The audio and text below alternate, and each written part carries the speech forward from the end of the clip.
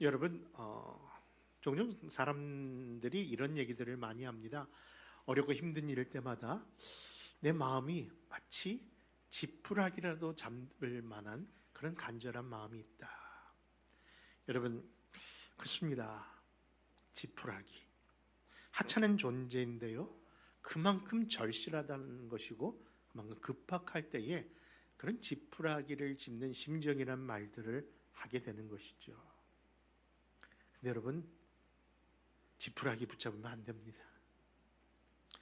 여러분, 지푸라기를 붙잡으면요, 그것은 절대로 저희들에게 힘이 될 수 없고 도리어 그것을 붙잡음으로 말미암아 더 큰 일을 당할 수 있기에, 사랑하는 성도 여러분, 우리가 붙잡아야 할 분, 우리가 붙잡아야 할 것은 여러분 든든히 서고 계신 살아계신 우리 하나님인 줄 믿으시면 아멘 하시기 바랍니다.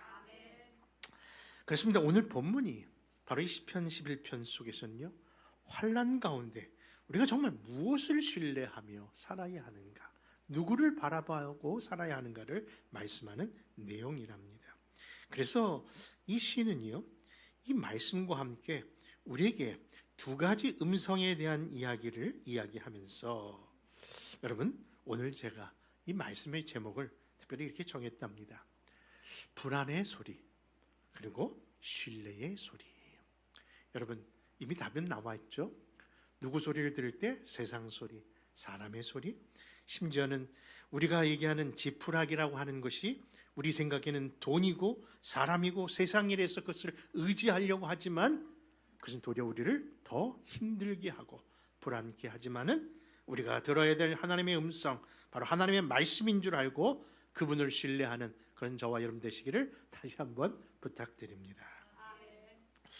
여러분, 10월 5일 저희 교회가 우리 서남노회에서 주관하는, 우리 특별히 여선교회가 주최하는 우리 찬양제 행사에 저희 교회가 참석하게 되었습니다. 우리 아름다운 동산교회가 특별 성가대를, 찬양대를 이렇게 조직해서 이번에 찬양하는데, 여러분 찬양하는데 너무 두려워하거나 어려워하지 마십시오. 이번 찬양곡이 너무나 우리 잘 아시는 그런 좋은 곡입니다. 바로 찬송가 430장인 주와 같이 길 가는 것. 아까 우리 찬양팀과 함께 불렀던 찬양이기도 합니다. 여러분, 그 430장 주와 함께 길 가는 것, 그 가사는 이렇죠. 주와 함께 길 가는 것 즐거운 일 아닌가. 우리 주님 걸어가신 발자취를 함께 밟겠다는 그런 고백의 찬양입니다.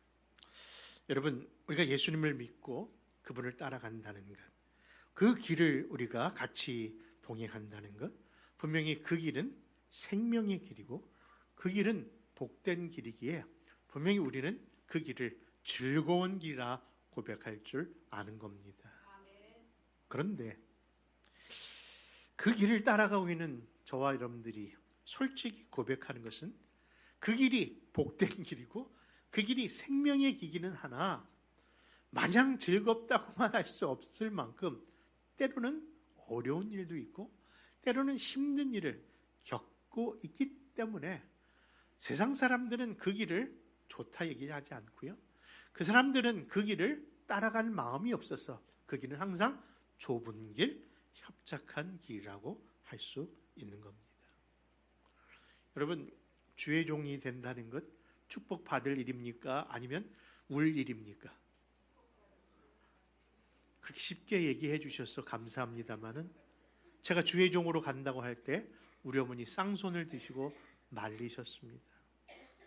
그 길은 분명히 생명의 길, 복된 길, 정말 하나님이 원하시는 그 길이지만 왜 굳이 네가 그 길을 가냐고 만류했던 길이기도 합니다.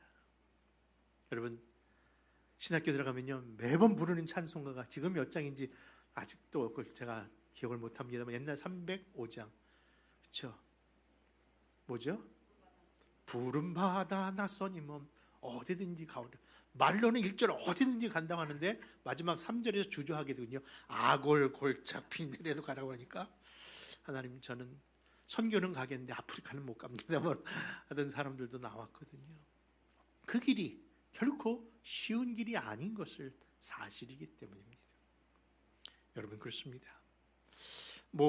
가곡의 가사처럼요, 홀로선 적막감에 울어 지칠 만큼의 서 있음이 그 길에서 여러분 하나님의 일을 하는 사람이 겪는 고통 아닐까요? 아마 이 자리에도 남모르는 근심으로, 남모르는 눈물로 어젯밤 밤을 새워 한숨도 못 자고 이 자리에 나온 분도 있을 겁니다.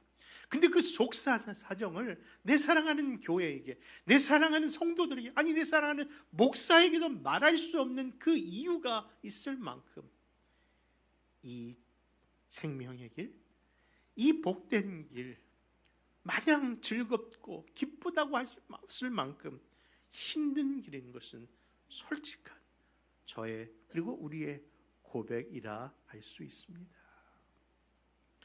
그런데 여러분, 그 길을 같이 갔던 우리의 신앙의 선배들은요, 분명히 찬양하며 하나님을 따라갔던 이 시편 기자 속에서 늘 이런 표현을 많이 했답니다. 여호와여, 어느 때까지입니까? 여호와여, 정녕 나를 잊으셨습니까? 아니, 분명히 하나님을 찬양하며 나가는 그 백성인데 룰루랄라 하면서 즐거워하고 기쁨이 아니라 분명히 하나님의 그 길을 따라가고 있지만 그 속에서 여호와께 원망 아닌 원망처럼 그렇게 단식하면서 어느 때까지 왜 하나님은 저를 안 도와주시냐고 그렇게 표현하고 있는 겁니다. 근데 여러분, 그런 표현에 있는 시인들이 결코 하나님을 안 믿어서, 하나님을 몰라서, 하나님이 싫어서 그 표현을 하는 것이 아니라 다 하나님을 믿는 사람들이라는 거예요. 그렇다면 무슨 의미입니까? 이처럼 고통과 역경의 자리에 있다 할지라도 우리 하나님을 믿는 우리 선진들은요, 그래도 늘 잊지 않고 따라가는 자리가 있었다는 거예요.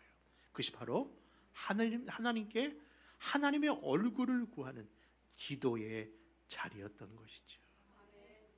사랑하는 성도 여러분, 예전에는요, 기도 제목 드립니다, 또 기도합니다 그렇게 했는데 요즘 멋지게 표현하더라고요. 제 기도 제목을 올려드립니다. 누구에게? 하나님 앞에 올려드렸습니다. 야, 그렇죠. 그 표현이 아마 하나님의 얼굴을 구한다는 의미에서 나온 표현이 아닐까. 응답이 하나님의 뜻 안에 이루어지지만 나는 하나님 안에서 믿고 내 기도 제목을 하나님 앞에 올려드릴 뿐입니다. 근데 여러분, 그 올려드림 그 자체가 믿음이 있다는 것 아닐까요? 비록 우리가 하나님 어느 때입니까? 언제 하나님께 응답하십니까? 왜 하나님 나에게 침묵하십니까? 라고 표현하고 있지만 그래도 기도의 자리에서 하나님을 바라보고 있다면 그는 분명히 하나님이 그 모습을 보시고 하나님의 뜻 안에서 반드시 좋은 곳으로 응답해 주실 줄 믿습니다. 그런데 이 시인들이, 이 기도하는 기자들이 또 하나님 앞에 바르게 서 있었던 모습이 뭐냐면요, 과거에 하나님께서 내게 응답해 주셨던 것을 기억하며 기도했다는 것이죠. 결국 하나님의 응답해 주신 것을 확신하고 있는 겁니다.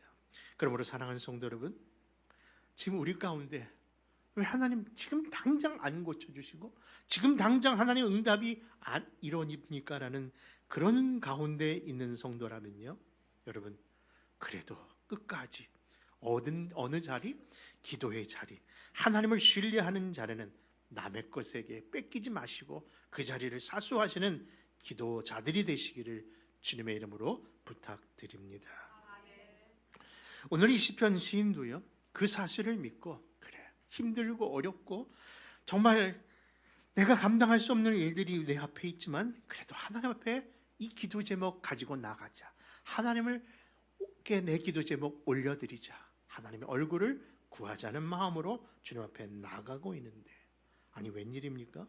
그의 귓전에 들려오는 이상한 소리가 들리면서 그의 마음을 혼란시켰다라고 이야기합니다. 그것이 바로 오늘 시편 11편의 시작의 배경입니다. 어떠한지 우리 한번 11편 1절을 한번 같이 한번 읽어볼까요? 시작. 내가 여호와께 피하였거늘 너희가 내 영혼에게 새같이 내 산으로 도망하라 함은 어찌함인가. 여러분 그렇습니다. 환난 날에 여호와께 피하고자 주님 앞에 나가려고 하는데 하필은 꼭 그때마다 저 이상한 소리를 듣게 되는 거죠. 초신자들이 그런 얘기 많이 하더라고요. 모처럼 제가 신앙생활을 열심히 하겠다고 마음 먹던 그 주간에 왜 꼭 주일날 아침에 보일러가 터지냐 이것이겠죠. 사단이 꼭 그렇게 방해를 합니다.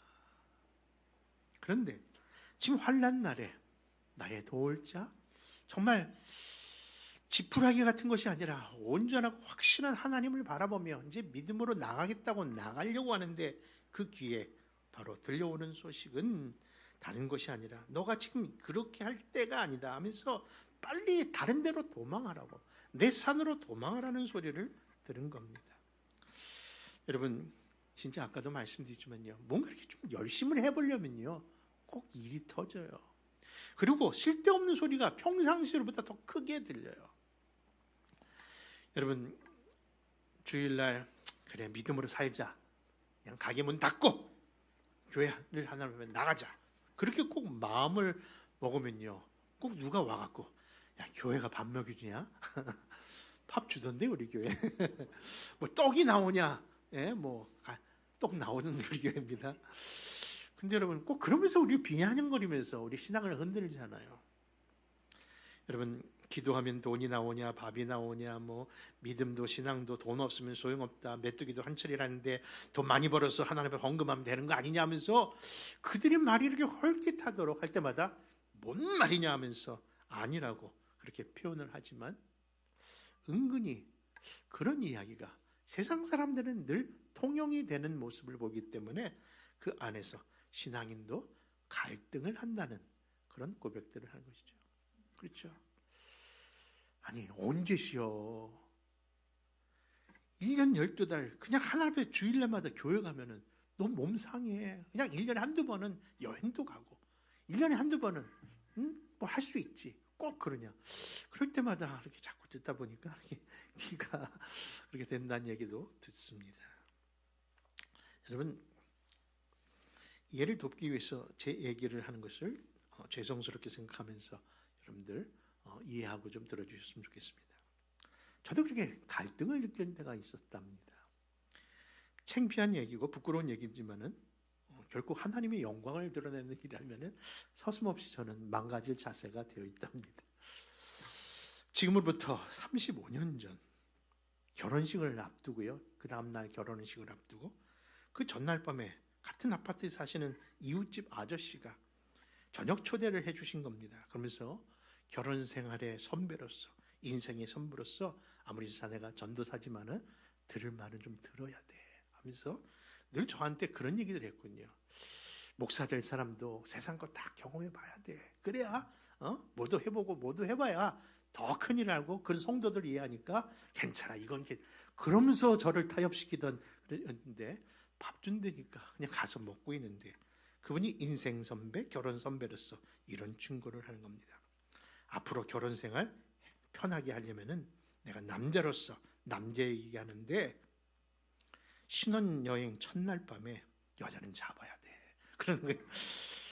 무슨 우리가 무슨 군대 가는 것도 아니고 뭘 잡기는 말도 안 된다고 제가 거기에 그냥 코웃음을 쳤는데요. 그냥 얘기를 듣다 보니까요. 계속 이렇게 이어지는 겁니다. 그 전까지는 아내에게 잘해라는 거예요. 그냥 아내 될 사람한테 잘하고 무조건 잘해주라는 거예요. 그런데 신혼여행 호텔 방에 들어가는 순간 여행 가방 딱 던지고 나가라는 거예요. 한 2시간 정도 나가 있으면은 그때부터 역사가 이루어질 거라고. 그러면서 낯선 홀로 남겨진 그 여자들은 대부분 그때부터 야 남편 귀한 줄 알고 그때부터 남편한테 잘해야지 순종해야 되면서 그런 마음을 먹게 된다는 거예요. 그래서 제가 무슨 코 같은 얘기를 하냐고 이렇게 콧방울 끼면서 그냥 밥만 먹고 나왔습니다. 근데 문제는요, 정말 신혼여행지 그날 밤 제가 아주 그냥 나름대로 잘 준비했다고 생각했던 호텔이 제가 하와이로 나름대로 갔거든요. 그래서 좋은 곳인 줄 알고 호텔을 예약을 했는데 알고 보니까 너무 열악한 정말 모텔보다 더 후진 곳이 된 거예요. 그걸 알아보지도 않았거든요. 그때 당시에 인터넷이 없었으니까. 벌레가 나오고요. 막 이상한 냄새가 나고 가로등도 없고 방도 불도 안 켜지고 그 순간에 그 아내의 모습을 보는 순간 이 사람 믿어도 되나 찡그린 얼굴 순간에 갑자기 누구의 말이 떠오릅니까?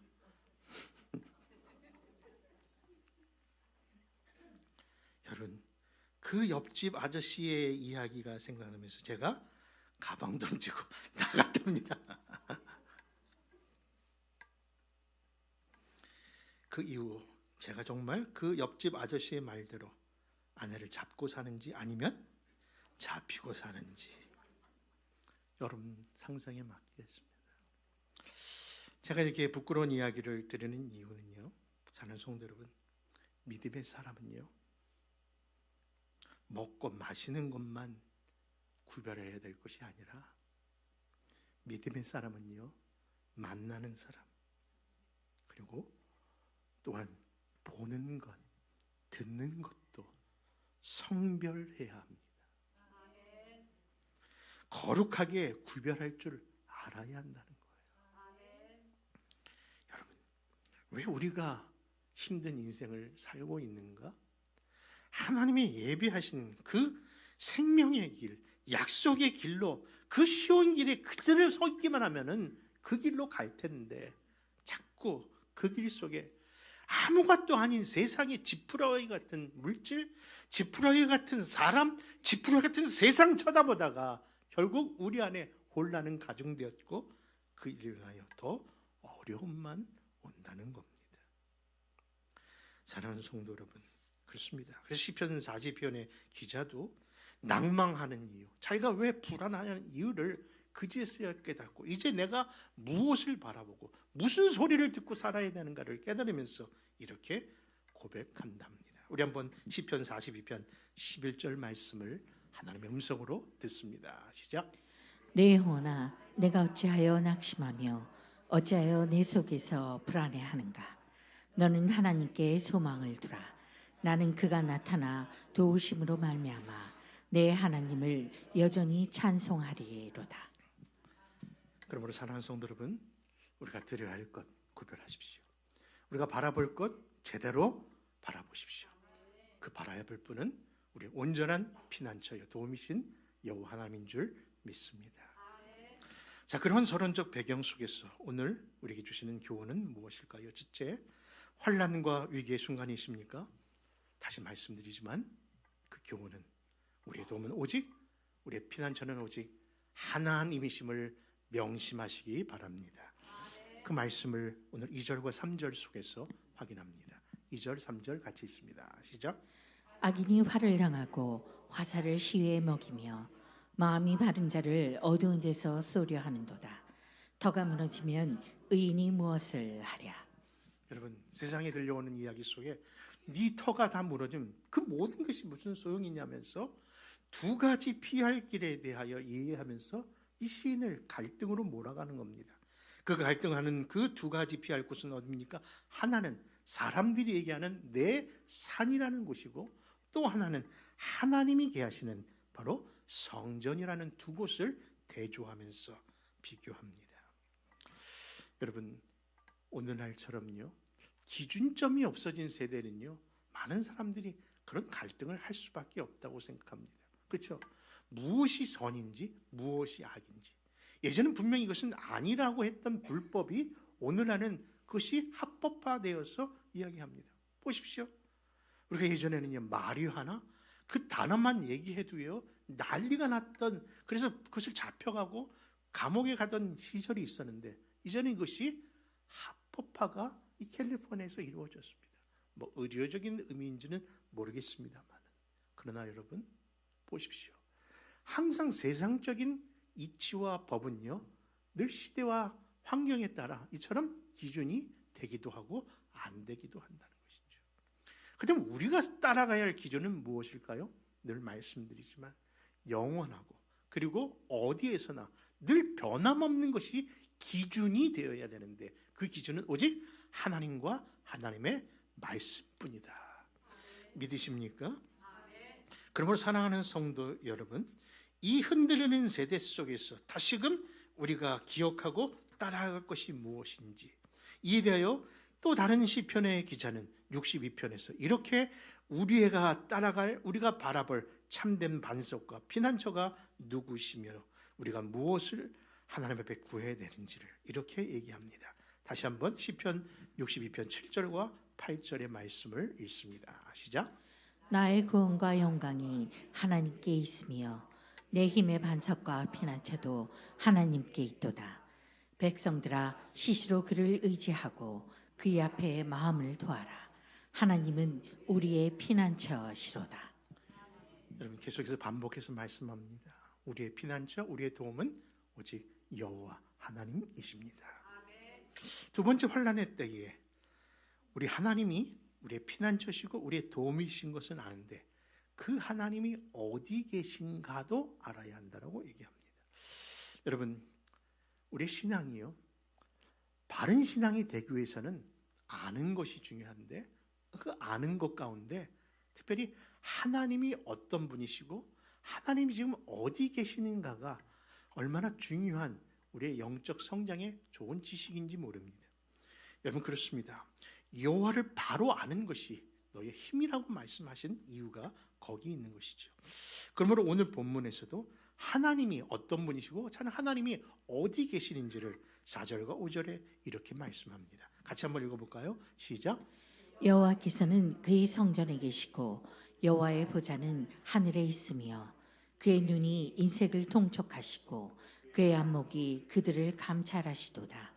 여호와는 의인을 감찰하시고 악인과 폭력을 좋아하는 자를 마음에 미워하시도다. 아멘. 여러분 하나님은 어디 계십니까? 그렇죠. 이 말씀을 보니까 성전에 계시는 하나님이라고 합니다. 또 그 말씀 뒤에 절에 보니까 하나님은 어디예요? 하늘 위에 계시다라고 말씀하세요. 여러분 하나님이 이렇게 두 가지 표현에서 하나님이 계신 것을 이야기하는 이유는 무엇일까요? 그렇습니다. 하나님은 성전에 계십니다. 그런데 그 성전을 오해하지 말아야 할 것은 하나님이 세우신 이 교회당 안에 계시다는 의미가 아니라 성전 대신 어디 안에? 내 안에 계신다는 거예요. 그리고 하나님이 어디에 계시다? 하늘에 계시다.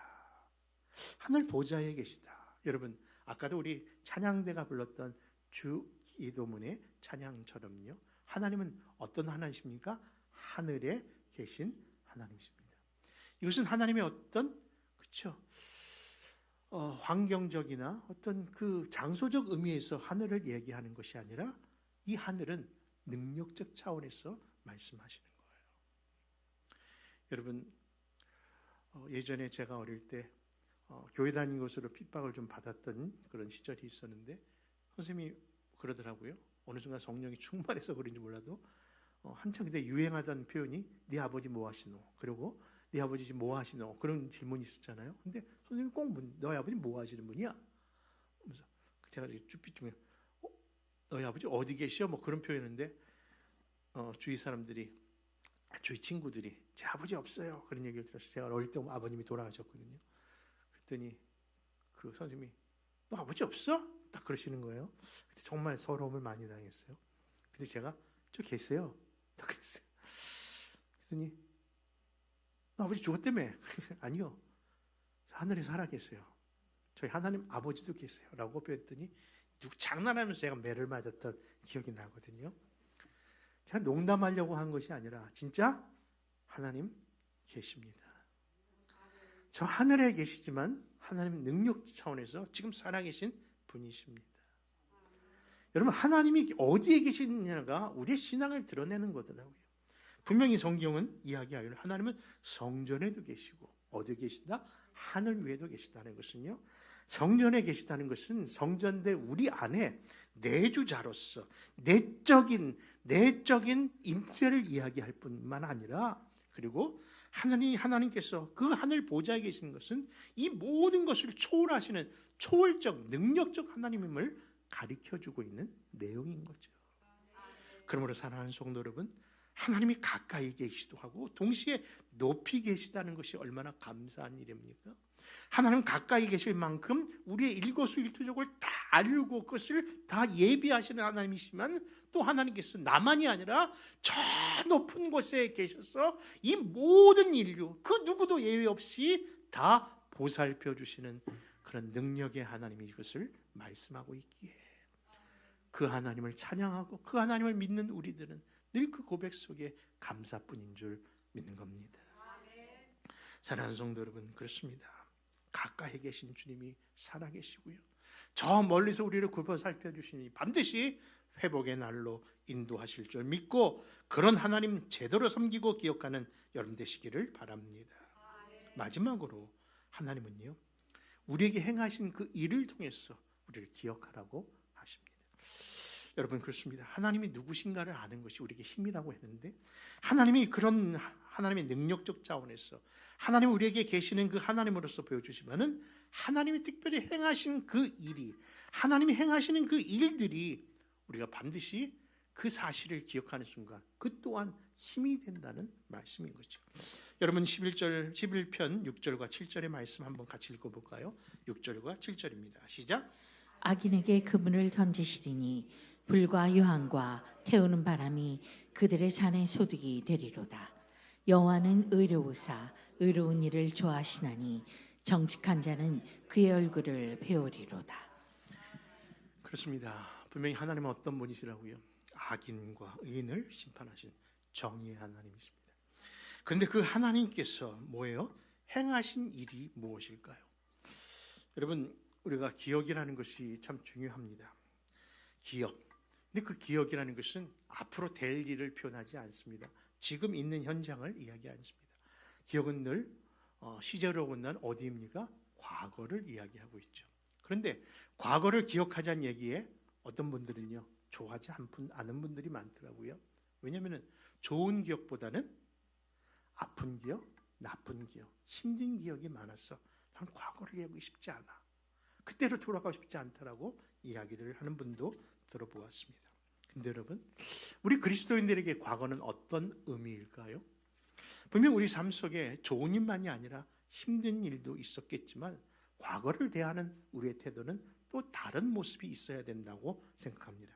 그런 의미에서 19세기 영국의 유명한 설교자였던 알렉산더 맥클라렌이라고 하는 목사님이 얘기한 표현 중에 의미 있는 표현이 하나 있답니다. 그것은 바로 우리 그리스도인들은요, 어떤 기억이든지 간에 그 기억 속에 신성을 회복하는 일을 해야 한다. 그게 무슨 말인지 잘 몰랐습니다. 연구하고 또 읽어보고 해봤더니 그 뜻은 쉽게 이렇게 얘기하는 겁니다. 과거의 어떤 기억도 다 하나님의 섭리 가운데 있었음을 바라보고 그것을 우리가 고백할 때 그것이 바로 거룩함의 그런 신성한 작업이 이루어지는 것이다. 여러분, 그렇습니다. 과거의 실패와 상처들이 있다 할지라도 그때도 여전히 신실하시고 온전하시고 참 하나님께서 그 가운데 계셨다면, 그것을 너가 기억하고 인정한다면 그 아픔의 과거 역시 하나님이 거룩함으로 바뀌어지는 작용이 그 순간에 일어난다. 사랑하는 성도 여러분, 그렇습니다. 아픈 과거 잊고 싶고 표현하고 싶지 않은 일도 그 순간도 하나님께서 그 자리에 바라보고 계셨다는 것 믿으십시오. 오늘 나를 만들기 위하여 하나님께서 그때 표현을 안 하셨고 내 생각대로 응답하지는 않았지만 하나님은 지금 그 섭리 가운데 나를 만들어 가신다. 그것을 인정하는 것이, 그것을 기억하는 것이 바로 신성화의 작업이라는 거예요. 여러분, 우리 교회 안에, 귀한 우리 식구들 안에, 이 자리 안에 얼마나 감사한 분들이 있냐면, 교회가 같이 성경을 읽자, 같이 말씀을 묵자, 다시 기본으로 가장 본질로 돌아가자는 그 일에 선포하고 성경을 읽는데 많은 분들이 읽고 있지 않습니까? 말씀 속에 하나님이 자기를 타치했다는 분도 있는데요, 어떤 분은 읽을 뿐만 아니라 성경을 지금 쓰고 계신 분들이 있어요. 근데 혼자 쓰는 것이 아니라 부부가 같이 성경을 쓰신 분이 있더라고요. 야, 생전 성경을 내가 이렇게 할 줄 나도 몰랐다. 근데 순종하면서 매일 같이 쓰다 보니까 어릴 때는 하루에 8시간씩 성경을 쓰더래요. 그걸 끊을 수가 없을 만큼. 그래서 무려 지난달에 드디어 성경을 다 썼습니다라고. 라고 하시면서 기쁜 마음속에 얘기를 하시는데, 그래서 덕분에 제가 밥을 한번 얻어먹었답니다. 여러분, 하나님 덕분에, 말씀 덕분에 저도 호강했습니다. 근데 중요한 건 뭐예요? 글 쓰는 가운데 이런 고백을 하시는 거예요. 과거에 제가 몰랐고 읽고 싶지 않았던 역사서를 읽으면서 맨날 이스라엘 백성들이 하나님의 범죄하고 또 범죄하고 범죄한 얘기밖에 없는데 참 재미없어서 읽고 싶지 않았는데, 그 속에서 하나님이 하나님 되심을 깨달았다. 뭡니까? 하나님의 길이 참으셨고 하나님의 길이 용납하시면서 그 백성을 끝까지 인도하시다가 나까지 인도하시는 거구나. 여러분, 그 고백은 사실인 줄 압니다. 여러분, 성경에 없는 단어, 인내라는 단어는요, 우리에게 찾아볼 수 없는 단어, 하나님의 단어로 늘 생각합니다. 하나님의 길이 참으셨기 때문에 여기까지 왔는데 나까지 오게 하신 것이죠. 사랑하는 성도 여러분, 구약의 역사는요, 심판의 역사입니다. 그래서 악인에게 그물을 던지는 사건이 구약의 배경이고요, 불과 유황과 같은 태우시는 그 바람의 역사도 구약의 모습, 특별히 소돔과 고모라의 일들입니다. 분명히 하나님의 진노가 있고 분명히 하나님의 그 정의와 하나님의 심판의 모습은 있는데, 그때도 뭐예요? 서 계시면서 그들을 만들어가고자 하시는 하나님이 함께 하신다는 그 약속이 그 안에 있었던 것이죠. 사랑하는 성도 여러분, 유대인들에게 십자가는요, 가장 처참한 처형 방법이라고 합니다. 그래서 그 십자가를 생각할 때 그것은 저주스럽고 수치스러움이라고 기억합니다. 그런데 그 저주의 십자가 위에 누가 서셨습니까? 바로 자신의 이름도 필요하신 분이 아닌데 불구하고 이미 예수 그리스도라는 이름을 갖고 오셨음에도 불구하고, 하나님, 내가 너와 함께한다, 내가 너와 함께하기 때문에 이 자리에 있다, 그 저주의 자리에서도 자기의 이름을 임마누엘이라고 하시면서 하나님의 그 백성을 향한 자신의 사랑을 확증한 사건이 바로 갈보리 십자가인 줄 믿습니다. 그러므로 여러분, 그 처참한 순간도 하나님의 이름, 하나님이 어디 계시고 하나님이 어떻게 우리에게 역사하셨던 그 행하심을 생각한다면요, 우리가 견딜 수 있는 것 아닐까요? 우리가 버틸 수 있는 힘이 거기서 공급되는 것 아닐까요? 여러분, 오뚜기를 보니 참 신기합니다.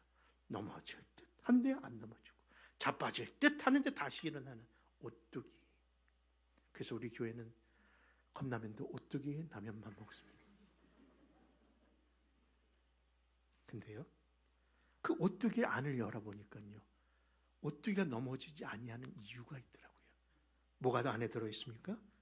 그렇죠, 무게 중심을 하는 추가 그 가운데 딱 붙어 있으니까 아무리 어글리한 오뚜기라도, 아무리 크고 작은 오뚜기라도요, 늘 다시 서게 되는 것처럼 우리 중심에 누가 계시다면, 그렇죠, 우리에게 임마누엘 이름으로 내가 너와 함께한다. 그것은 좋을 때뿐만 아니야, 바로 힘들고 어려운 이 환난의 때에 네가 바라보고 네가 피할 그곳에 서 계신 임마누엘 예수 그리스도의 십자가를 바라본다면 너가 다시 일어설 줄 믿어라 하시는 말씀인 줄 믿습니다. 그래서 그 사실을 깨닫던 시편의 기자는 시편 16편 8편에서 이렇게 오뚜기의 신앙을 고백합니다. 같이 읽습니다. 시작. 내가 여호와를 항상 내 앞에 모시며 그가 내 오른쪽에 계심으로 내가 흔들리지 아니하리로다. 여러분, 우리는 계속 살다 보면은 또 다른 세상의 소리를 듣게 될 겁니다. 근데 그 소리는 불안의 소리인지 아니면 확신의 소리인지 우리가 따라갈 소리인지 그 구별은 저와 여러분들 믿음에 달려 있습니다. 무엇을 바라보고 무엇을 듣느냐 참으로 중요한 것처럼 이 시간 좌로나 우로나 치우치지 않고 신앙의 오뚜기처럼 반석이신 예수님 잘 모셔서 여러분 이 믿음의 여정 잘 감당하시는 우리 성도들 다 되시기를 주 예수의 이름으로 축원합니다.